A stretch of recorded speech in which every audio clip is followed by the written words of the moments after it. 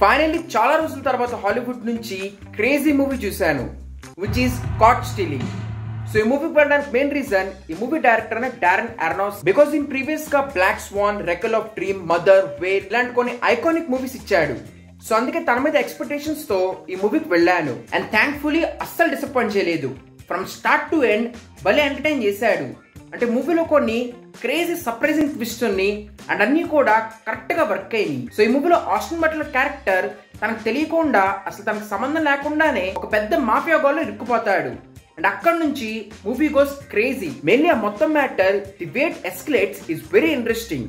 And general ఇలాంటి movies లో starting వచ్చి టైం తీసుకుంటారు, బట్ వీళ్ళు అలా కాకుండా ఫస్ట్ నుంచే కంటిన్యూస్లీ వెళ్ళిపోయారు. అండ్ అలాగే ఇలాంటి మూవీస్ లో ఫస్ట్ 2 యాక్ట్స్ బాగున్నా కానీ థర్డ్ యాక్ట్ అంటే క్లైమాక్స్ వచ్చేసరికి మూవీని సర్దేస్తారు. కానీ ఈ మూవీలో అలా చేయలేదు.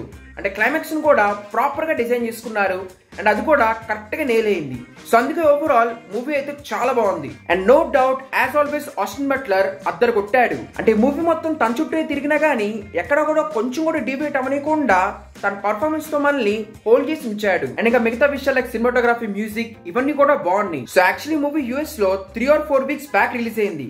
మన దగ్గర ఇప్పుడు రిలీజ్ చేశారు అండ్ అది కూడా వితౌట్ ప్రమోషన్స్. సో అందుకే ఈ మూవీ ఇంత బాగున్నా పెద్దగా ఎవరికి తెలియదు.